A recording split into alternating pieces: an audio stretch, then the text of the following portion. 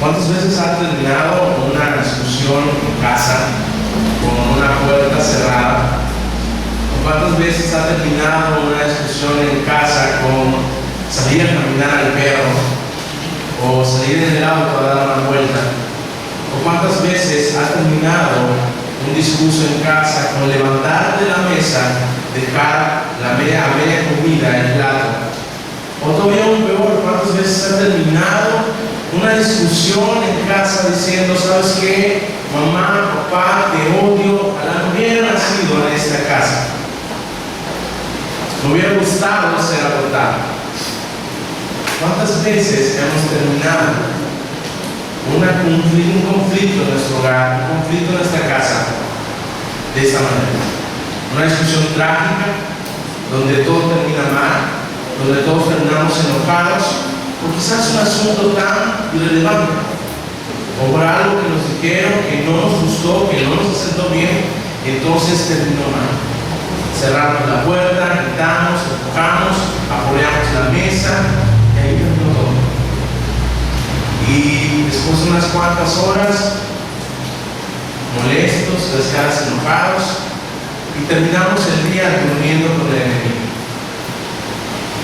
¿Cuántas veces hemos terminado de esta manera?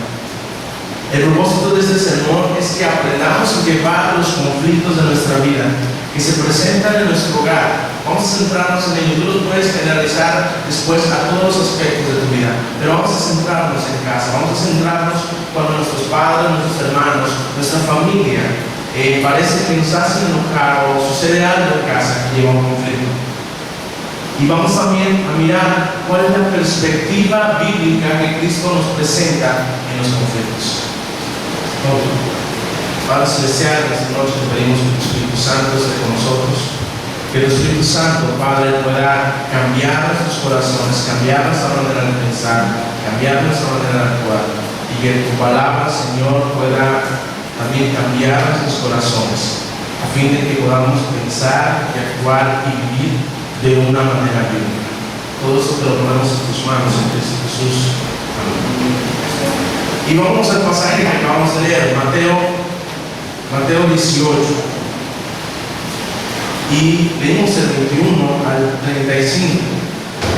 Y cuando leemos Mateo 18, del 21 al 35, este pasaje o esta porción de la palabra, este momento en que está hablando Jesús, se llama, entonces a partir del 18 al 23 se llama, está dando Cristo una perspectiva del reino de Dios. Está hablando de cómo es el reino de Dios, de cómo es el espíritu del reino de Dios, cómo es la manera en que se vive en el reino de Dios. ¿Sí?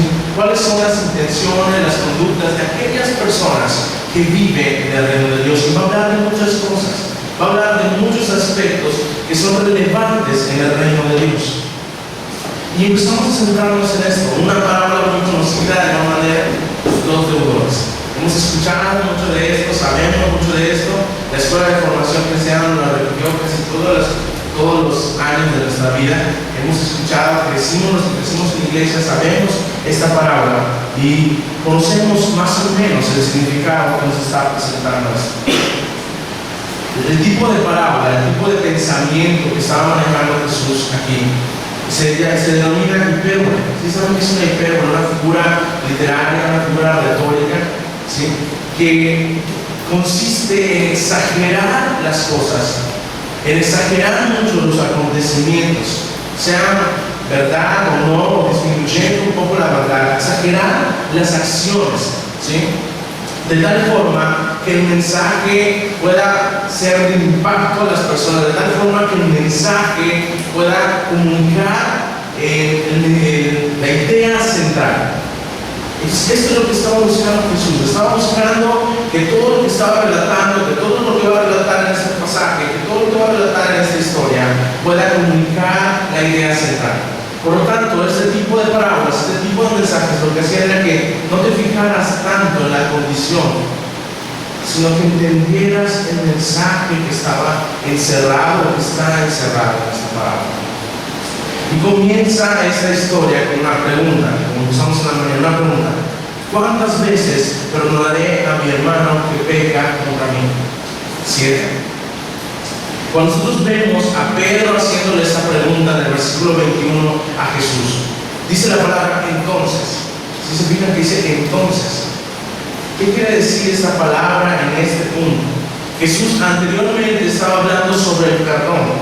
¿Cuántas veces, cómo se debe perdonar al hermano y qué tienes que hacer para perdonar al hermano? Y Pedro estaba tan convencido en este momento al escuchar las enseñanzas de Jesús de que era necesario perdonar al hermano, de que era necesario también ser activo en el perdón. ¿Qué quiero decir que ser activo en el perdón?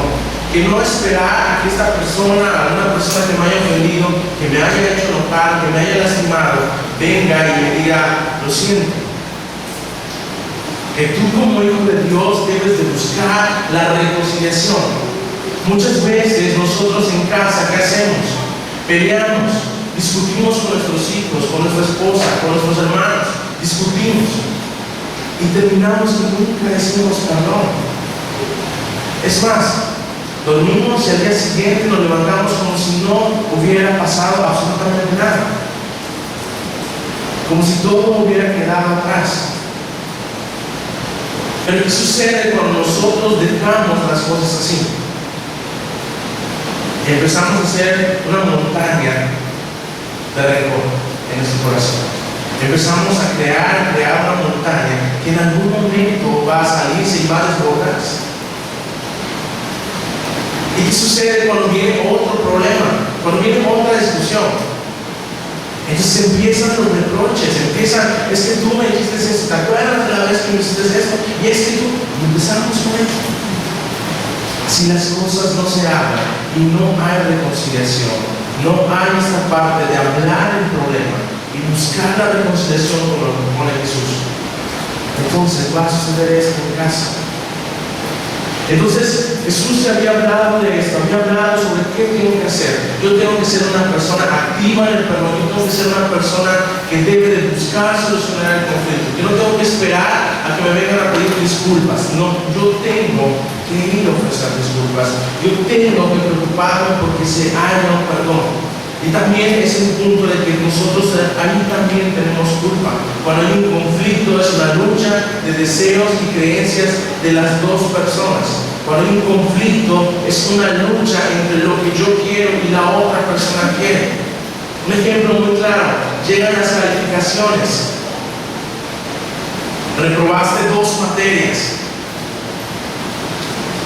¿Cuáles son los deseos y creencias de nuestros padres? Que saques 8. Vamos a poner 8. ¿Y cuáles son tus deseos y creencias? Pasar la materia. Pero tus deseos y creencias no cumplieron con las expectativas de tus papás y reprobaste. Entonces empieza a surgir un conflicto. Mis papás, sus deseos querían que yo sacara 8. Pero yo solo iba a estudiar para pasar y, sorry, papá, no estudié demasiado, me entretuve en algo y reprobé estas 2 materias. Y empiezan los problemas. ¿Para qué estamos trabajando? ¿Para qué estamos pagando la escuela? ¿Para qué estamos costeando los útiles? ¿Para qué te estamos haciendo esto? Si tú no lo cumples, tu único trabajo es estudiar. ¿Cuántas veces hemos escuchado? Y tienen toda la razón. El conflicto es una lucha de deseos y creencias. Por lo tanto, cuando hay un problema, los dos debemos de buscar el perdón. Los dos debemos de participar, las dos partes deben de participar de él. Pero si una de las partes no cree en Dios, tú como cristiano eres responsable de buscar el perdón. Tú como cristiano eres el responsable de ir a pedir perdón, de propiciar la solución al problema. Entonces, Pedro ya estaba convencido de esto. Pedro estaba convencido de que él tenía que ir a reconciliarse. Y Pedro sabía que él tenía que tener como hijo de Dios la iniciativa de ir a pedir perdón, de buscar todas las maneras posibles. Si vemos desde el versículo 15 va a decir, y vas a hablar con una persona y si no te escucha, llama a los testigos y así hasta que logres que te perdone. Y el propósito también de las enseñanzas anteriores es buscar el perdón. Y Entonces Pedro, que estaba muy convencido, decía, ok Señor, tengo que perdonar, ok Señor, yo voy a ser el que inicie el perdón, ok Señor, yo voy a ser el que hable primeramente. Pero ¿cuántas veces lo tengo que hacer? Sí. Quizás Pedro esperaba que Jesús le dijera, oh Pedro, sí, 7 veces. 7 veces lo vas a hacer. Quizás Pedro, lo bondadoso que se ve esta respuesta, hasta 7, se vio muy bondadoso y decía, oh sí, Pedro, eres muy bondadoso para perdonar 7 veces. Sin embargo, la respuesta que da Pedro que parece un corazón bondadoso, sin embargo, la respuesta que Pedro estaba dando a Jesús no le convencía del todo. Le dijo, bueno, Pedro, sí, vas a hacer los 7, pero no solo 7, vas a hacerlo 70 por 7. O sea, vas a hacer los 70 veces 7, perdón. Pero tienes que perdonar todo esto. ¿Qué sucedía con la respuesta de Pedro y con la respuesta de Jesús? La respuesta de Pedro era un perdón medido, limitado, un perdón que se podía contar.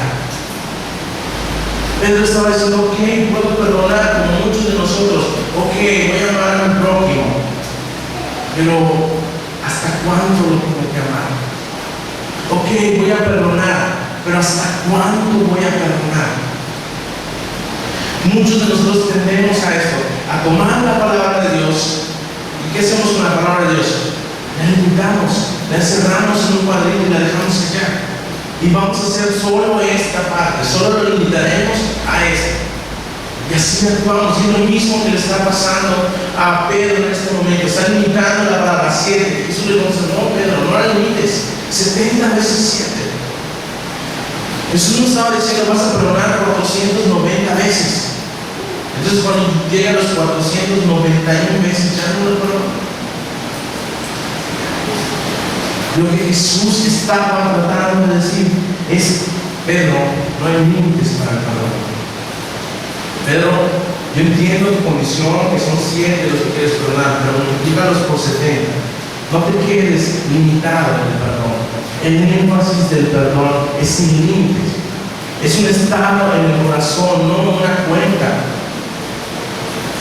Pero debes de perdonar. Es como si tú preguntaras, Señor, ¿cuánto debo de amar a mi esposa, a mi esposo, a mi hijo? ¿Cuánto los tengo que amar? Creo que a los esposos no les cabe la duda que tienen que amar a sus esposas. Creo que a las mamás, a las hermanas no les cabe la duda de cuánto tienen que amar a sus hijos. Es la misma pregunta. Está al mismo nivel. ¿Cuánto vas a perdonar? ¿Cuánto vas a amar? Están al mismo nivel ambas preguntas. Inmediatamente, después de que contesta esta pregunta, dice, bueno, creo que Pedro no te quedó muy claro lo que estaban de decir. Vamos a ver la siguiente parábola. Entonces Pedro empieza a relatar una parábola muy conocida, la parábola de los 2 euros. ¿Y cómo comienza esta parábola? Dice, por lo cual el reino de los cielos es semejante. Ojo, hermanos, cuando dice el reino de los cielos, ¿a quién se está refiriendo? ¿A quién está hablando? A los hijos del reino. O sea, cuando Jesús pronunció el reino de los cielos, realmente estaba enfatizando, ok, Pedro, ya te respondí esto, toda la audiencia está aquí, pero esto es para los hijos de Dios. Esto es para los que pertenecen al reino de los cielos. El reino de los cielos es de esta manera. Y nos dio el primer punto. Esto es para nosotros, para la iglesia, para nosotros los cristianos. Este debe ser nuestra perspectiva sobre el perdón, que nos debe motivar a perdonar, a actuar de esta manera. Entonces Jesús enfatiza que esta parábola es para los hijos de Dios. ¿Esto qué quiere decir? Que en el reino de los cielos hay un espíritu de perdón. En el reino de los cielos hay la intención siempre de la misericordia, del perdón. Que en el reino de los cielos todo está regido por el perdón. Y luego más adelante vamos a ver por qué. Entonces empieza a relatar la historia. Dice, había un rey que estaba o sea, no sé cuán rico podría ser, porque la parábola nos dice, hizo llamar a todos sus siervos, llamó a cada uno de sus siervos a que se presentaran delante de él. Y probablemente también estos siervos no eran cualquier tipo de siervos, no eran esclavos. Probablemente este rey tenía muchas poblaciones, muchos estados, y pues estos siervos pues eran los gobernantes de sus estados. Y entonces los llama a uno por uno. Y cuando llama a uno de ellos, empieza a checar las cuentas, no cuadra, y dice, oh rayos, me debes 1.000 talentos. Me debes 1.000 talentos, de licenciado. Que siendo matemáticas en todo esto, un talento, en realidad, equivalía a eso, a 17 años de trabajo. Solo un talento equivalía a tener que trabajar 17 años de tu vida para poder tener un talento. Este hombre tenía 1.000 talentos. ¿Cuántos años tenía que trabajar? 17.000 años. Si aquel que vivió, nosotros vemos en la Biblia, en Génesis 5:27, que Matusalén, ¿cuántos años vivió? 969 años. O sea, si sacamos cuenta y decimos, bueno, probablemente tú también vivas como Matusalén, vivas los 969 años, tenemos mucha fe en que lo vas a poder vivir, solo iba a poder pagar 57 talentos. Y te preguntas, o sea, hombre, ¿en qué gastaste tanto dinero? Te compraste el Conde Club, te compraste un Ferrari, te estás yendo de tu fuiste de viaje, ¿dónde? O sea, ¿para qué hayas gastado esta cantidad de dinero? ¿Qué hiciste con tanto dinero? ¿Qué hizo aquel hombre? La verdad es que la palabra no dice que haya hecho, pero se gastó ese dinero. Se gastó esta tremenda cantidad de dinero. Entonces el rey aplica una práctica común. Lo que sucedía cuando tenías una deuda que no podías pagar. Y la ley de Dios lo marcaba. Y Dios había permitido esta regla. Y decía, ¿sabes qué? Cuando no haya que pagar, no tengas que pagar, pues vas a ser vendido como esclavo. Tú, tu familia, tus bienes, todo va a ser vendido para poder saldar esta deuda. Y le dicen a esta persona, ¿sabes qué? Vas a ser vendido tú, tu familia, tus cosas, y me van a pagar la deuda. Me van a devolver eso, que los que vendan, pues me van a devolver el dinero. Pero créeme que ni él, su familia, ni sus hijos, ni sus bienes van a poder pagar esa gran cantidad de dinero. Era demasiado. Aunque los vendieran, no iban a poder saldar esta cuenta. Entonces digo, no, nos vas a tener que ser vendido. Cuando vemos el versículo 26 dice, entonces aquel siervo, postrándole, le suplicaba diciendo, Señor, ten paciencia conmigo y yo te pagaré todo. O sea, dices, bueno, hombre, debes 1.000 talentos, ¿cómo rayos vas a pagar todo eso? El salario de un hombre normal, el salario de un hombre tranquilamente bien pagado, pues sería un denario al día. Ganarías en la semana 6 denarios. Y te necesitarías casi 16.000 denarios para poder juntar un talento. Entonces, hombre, jamás, ni ahorrando todo, ni dejando sin comer a tu familia, no pagas esto. Sin embargo, él se rindió y dijo, Señor, por favor, déjame, ten paciente conmigo y yo te pagaré todo. Y yo creo que no se daba cuenta de que no podía pagar. Creo que no se daba cuenta de que estaba imposibilitado para pagar esta deuda. Cuando el rey ve esto, ve que su siervo está desesperado por la situación, que su siervo ya le cayó el 20, está en un grave problema, hacerle gracias porque no solo le implica a él, sino a toda su familia. ¿Qué pasa con el rey? ¿Qué nos dice el versículo 27? Se movió a qué? A misericordia. El rey se movió a misericordia. Y no solo le dijo, ok, te voy a bajar la deuda a tanto. No solo le dijo, está bien, lo vas a pagar a 12 meses sin intereses, a plazos cortos. No le dijo eso. Sino le dijo, deuda está saldada. No me debes nada. El rey, cuando el otro era culpable, cuando el otro debía 1000 talentos, la misericordia del rey pesó más para poder perdonar.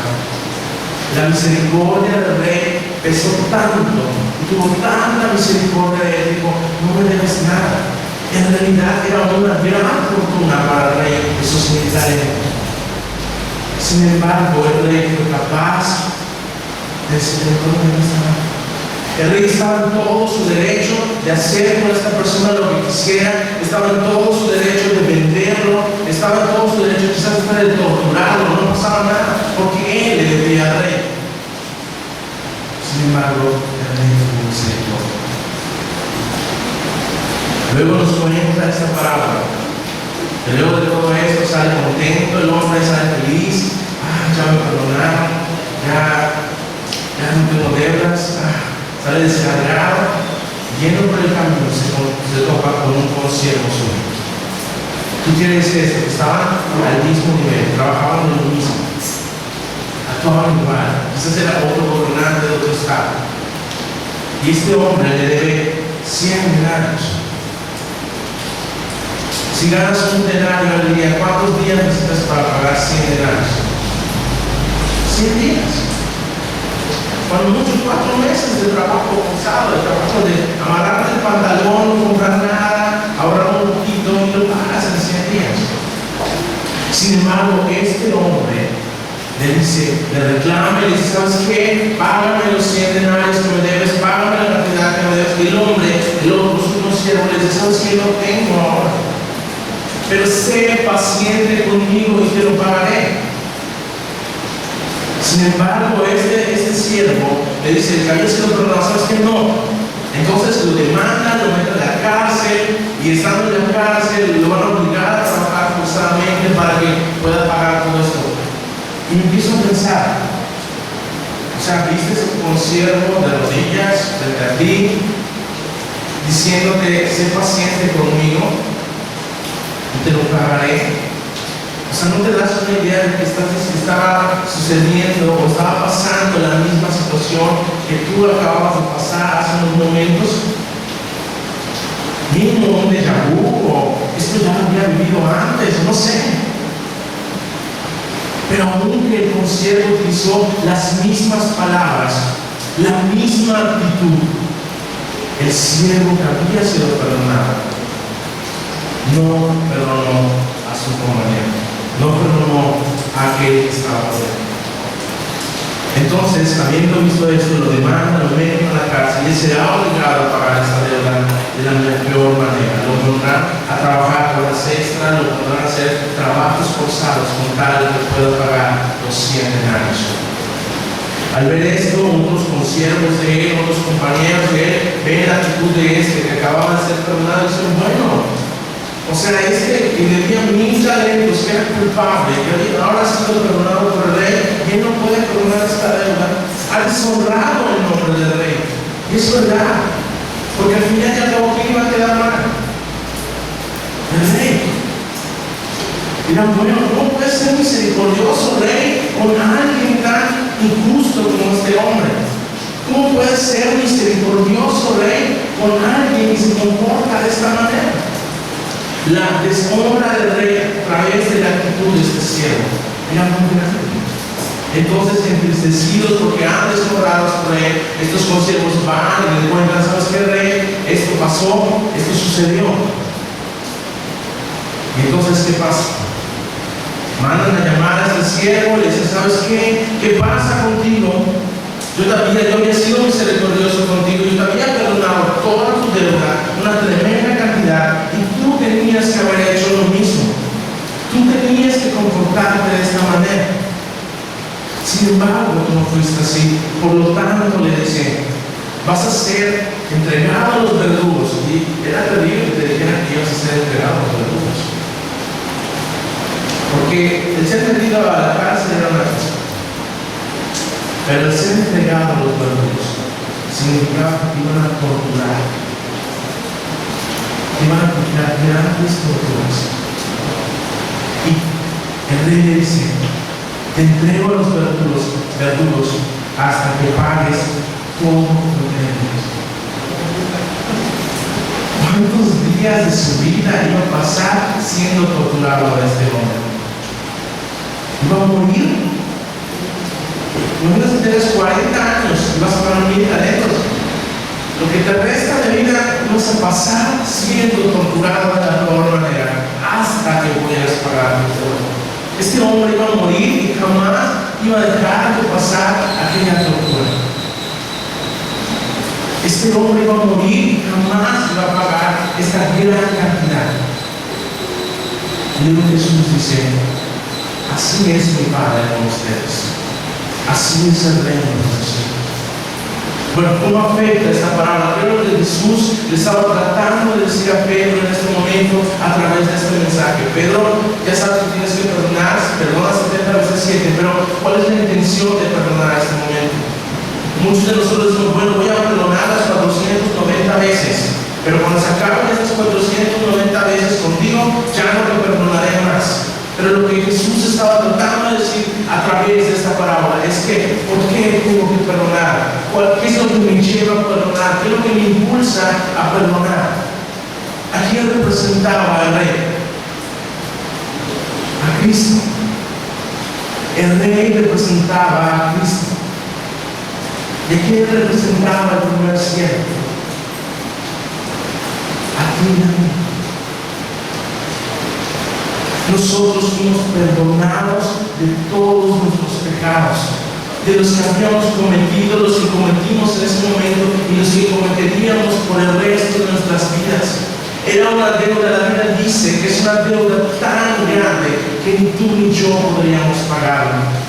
Dice la Biblia que nada de lo que hagas iba a poder pagar esa deuda.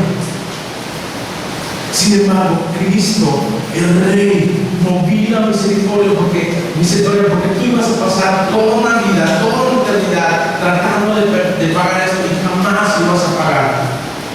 Entonces Cristo, movido de esa misericordia tan pesada, dijo, voy a perdonarlos. Te voy a perdonar. Vas a ser perdonado, no me debes nada. En lugar de que Dios te castigara a ti por esa deuda, castigó a su Hijo en la cruz. Y Cristo mismo se ofreció en la cruz para poder saldar tu deuda. Esa deuda tan grande que no podrías pagar. ¿Cómo afecta esto a mi vida? Cuando una persona peca contra mí, cuando una persona me molesta, ¿por qué tengo que perdonar a mis padres cuando dicen algo que a mí no me parece? ¿Por qué tengo que perdonar a mis padres cuando dicen algo que no es correcto? ¿Por qué tengo que perdonar a mi esposa, a mi esposo cuando dicen algo o hacen algo que no es correcto? O cuando faltan las responsabilidades, ¿por qué tengo que perdonarlos? Porque ellos son consiervos tuyos, están al mismo nivel. El pecado que ellos cometan contra ti, la falta que ellos cometan contra ti, va a ser tan pequeña, va a ser una deuda tan pequeña comparada a la deuda que te perdonó Cristo. Nadie va a poder pecar contra ti como tú has pecado contra Cristo. Nadie podrá herir o faltarte o ofenderte o lastimarte tanto como tú lo hiciste con Cristo. Cuando yo perdono, cuando yo busco solucionar los problemas en mi casa, con mis papás, con mis hijos, con mi esposa, con mi esposo, es porque estoy impulsado por aquel perdón que vino de Cristo. Porque estoy siendo impulsado por aquel perdón que Cristo tuvo por mí. Es fácil enojarse y decir, es que tú fallaste, es que siempre es lo mismo, siempre dejas tirar tus cosas cuando vienes de trabajar, siempre quieres que la casa esté limpia, es que tu único trabajo es estudiar. Siempre vemos el pecado de los demás más grandes que el pecado que nosotros teníamos con Cristo. Y nos comportamos como este siervo humano. Vemos la deuda de 100 denarios y decimos, es mucho, te voy a meter a la cárcel, vas a pagar por eso. Y no lo queremos perdonar. Pero Cristo nos lleva a esto, a perdonar. El espíritu del perdón no es porque es una buena persona. El espíritu, de hecho, Cristo le dijo, no, cuando el rey, hablando de la parábola, al otro no le dijo, ¿sabes qué? Es que no era una mala persona, ¿por qué no me metiste a la cárcel? Sino le dijo, ¿por qué no perdonaste su deuda? Cristo no estaba diciendo que él no era culpable de aquella situación, sino que a pesar de ser culpable, tenía que el otro ser misericordioso. Lo mismo con nosotros, con los problemas que se presentan en casa. Si nosotros seguimos viendo la culpa de nuestros padres, de nuestro esposo, de nuestra esposa, tal magnitud, que son más grandes, que son tan enormes, y no procuramos el perdón, estamos faltando al Espíritu que Cristo nos ha dado. Estamos faltando a la intención que Cristo nos ha puesto. Cristo ya te perdonó, perdona tú. Tú perdonas porque Cristo te perdona. Tú buscas reconciliarte con tus padres, con tu hijo, con tu esposa, porque Cristo buscó reconciliarnos con el Padre. Este es el espíritu del perdón. Este es el espíritu de que yo perdone siempre, de que yo busque el perdón, de que yo busque solucionar los problemas. Es porque Cristo me perdona. Esta es la actitud del perdonador. Si yo creo que voy a limitar mi perdón, voy a seguir actuando diciendo, voy a ser, ya me tienes hasta aquí, te estás pasando de la raya, no busco el perdón. No estoy valorando lo que Cristo hizo, me estoy comportando tan diligentemente como yo. Tú deberías pasar una vida eterna pagando los pecados que tenías con Cristo. Sin embargo, no hay perdón. La intención es que este mismo perdón sea una práctica constante en tu vida, sea un patrón constante en tu vida. Si Cristo vimos la gloria del Padre, Cristo nos dijo que y Pablo dice que somos gratos por el honor fragante de Cristo. Quiere decir que tenemos que hacer las mismas cosas que Cristo hizo. Pablo mismo dice que imitemos a Cristo, que seamos el ejemplo de Cristo. Y una de las cosas que Cristo hizo es ser misericordioso. Por lo tanto, nosotros también tenemos que ser movidos hacia eso. Señor, tu Padre Celestial, en esta mañana, en esta tarde, Señor, pedimos que tu palabra pueda estar con nosotros. Señor, que tu palabra nos lleve a reflexionar sobre muchas situaciones que pasamos en casa. Padre, que podamos mirar hacia donde se inclina la balanza, Señor. Que aunque nosotros lo pesado de nuestro pecado y en contra de ti, tu misericordia pesó más que nos hizo ser perdonados. Que esta misma actitud todos los días se vaya mostrando en nuestras vidas, al mostrar misericordia cuando actúan mal por nosotros, actuar en misericordia cuando nuestra esposa hace algo que no nos agrada, actuar en misericordia cuando nuestro esposo no hace algo que no nos agrada, actuar en misericordia cuando nuestros padres nos dañan de alguna manera, Señor. Actuar en misericordia cuando aún en la iglesia, Señor, hablen mal de nosotros, o aún en la iglesia, Padre Celestial, se presenten situaciones en las cuales puedan lastimarnos o herirnos. Padre, ayúdanos a mirar siempre tu misericordia y que tu misericordia pese más que el pecado de cualquier persona. Que nos lleve a entender que los hijos de Dios somos motivados a perdonar porque tú nos has perdonado. Que los hijos de Dios son motivados a buscar el perdón porque tú tú buscaste nuestro perdón. Que los hijos de Dios son motivados a reconciliarse, porque tú buscaste reconciliarnos con el Padre. Todo esto lo ponemos en tus manos, en Cristo Jesús.